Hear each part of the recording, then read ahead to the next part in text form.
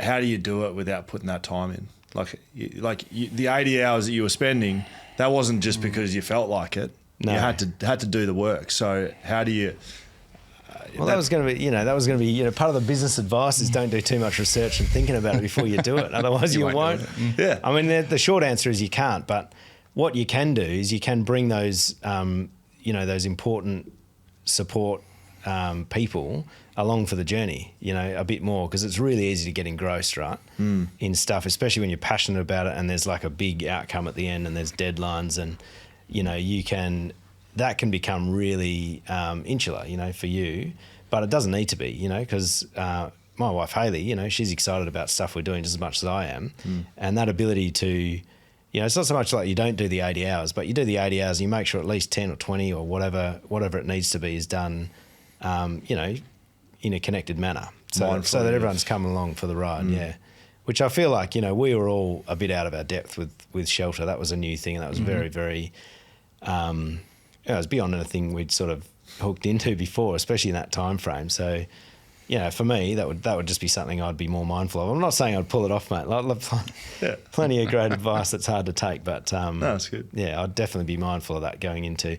And look, we have with the chocolate factory with Otto's, we certainly approach that differently. And we just picked our, the concessions we're happy to make in relation to how much input we had and how many things we could do, in order to get it done in a manner that was a little more.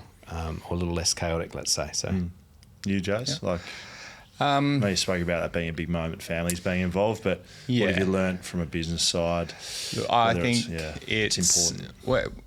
When you are starting up a new business, or even if you're working on an existing business, it's really important to occasionally just take a step back and just have a look at what it is you've achieved, like the highs, the lows, everything like that. Because when you're caught up in the day-to-day of the business or the project or whatever it is, you can just become so engrossed in it that you just don't see any of it.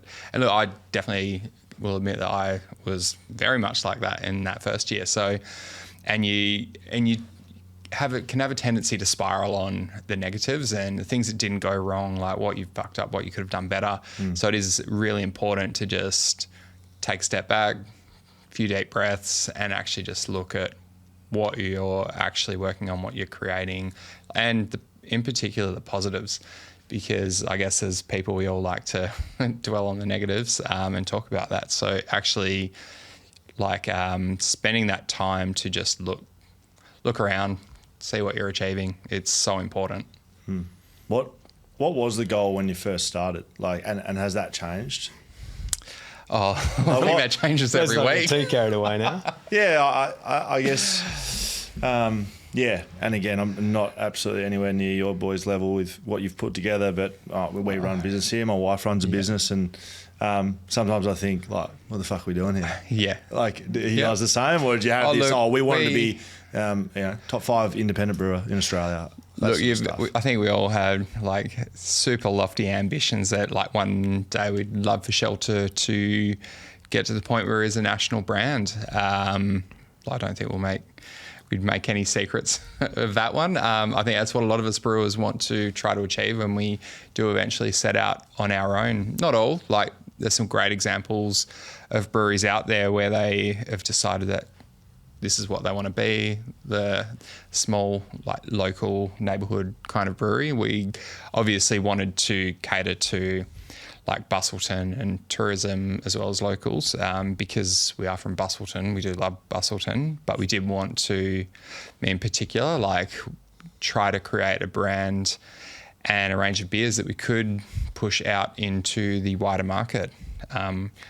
I think Zeb's already mentioned, this last 12 months, we were looking more at a consolidation year, because I think it was one of those ones where, one of those things where we've taken a step back and it's,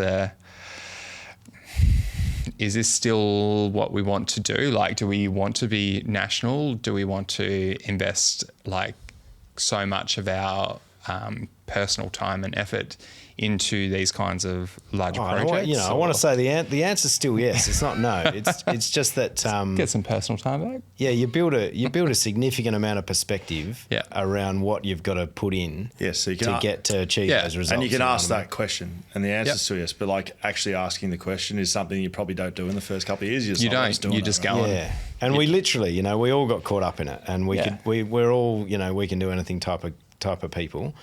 I think my brother less so. He's always been a good handbrake for me. He's one of the balancers. He is, yeah. Does he need a handbrake? You need that.